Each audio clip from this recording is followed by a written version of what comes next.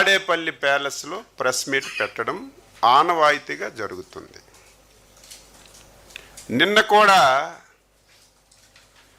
గొడ్డల party అధ్యక్షుడు పాత్రికేయుల సమావేశాన్ని పెట్టారు. దాదాపుగా 2 గంటల 35 నిమిషాలు పెట్టాడు.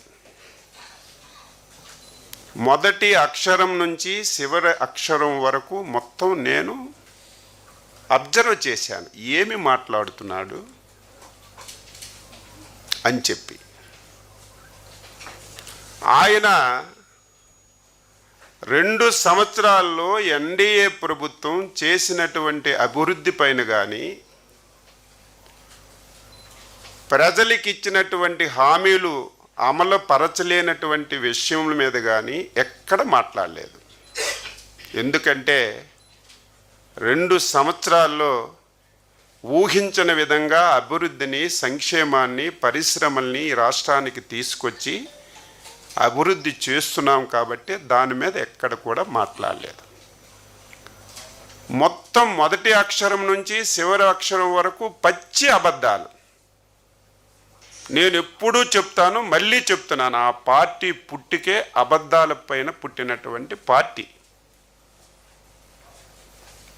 ఫ్రస్ట్రేషన్కి లోనయ్యాడు. చెప్పడానికి ఏదీ లేక చంద్రబాబు నాయుడు గారి మీద వ్యక్తిగత దోషంలో తీసుకెళ్లే కార్యక్రమాన్ని శ్రీకారం చుట్టాడు. అది కూడా గుండెపోటుతో చచ్చిపోతారని, ఇదే చివరి ఎన్నికలని. ఒకసారి నువ్వు తెలుసుకో, చంద్రబాబు నాయుడు గారు 76 సంవత్సరాల ఏజ్లో 26 సంవత్సరాల కుర్రవాడిలాగా పనిచేసి ఈ రాష్ట్రానికి, ఒక దేశానికి ఒక రోల్ మోడల్గా పనిచేస్తున్నటువంటి వ్యక్తిని కనీసం ఒంగోని కొబ్బరికాయ కొట్టలేనటువంటి నువ్వు అటువంటి విమర్శలు చేస్తుంటే ఆశ్చర్యం కలుగుతుందని చెప్పి తెలియజేస్తున్నాను. దీనికి తోడు నేను ఒక బాధితుడిని.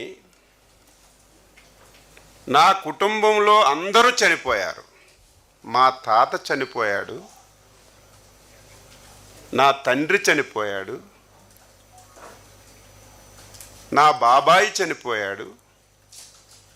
అన్నింటికీ కారణం చంద్రబాబు నాయుడు గారని చెప్పి నిస్సిగ్గుగా మాట్లాడాడు. ఆయన మాట్లాడినటువంటి ప్రతి మాట ఆయన్ని అన్వయించుకొని వాళ్ళు కుటుంబాలు చేసినటువంటి వ్యవహారాలు, ఆయన చేసిన వ్యవహారాలు, ఆయన చేస్తున్న వ్యవహారాలు ఒకసారి గుర్తు చేశాడు. కానీ అది చంద్రబాబు నాయుడు గారే చేస్తున్నట్టుగా బయటికి వ్యక్తపరిచాడు.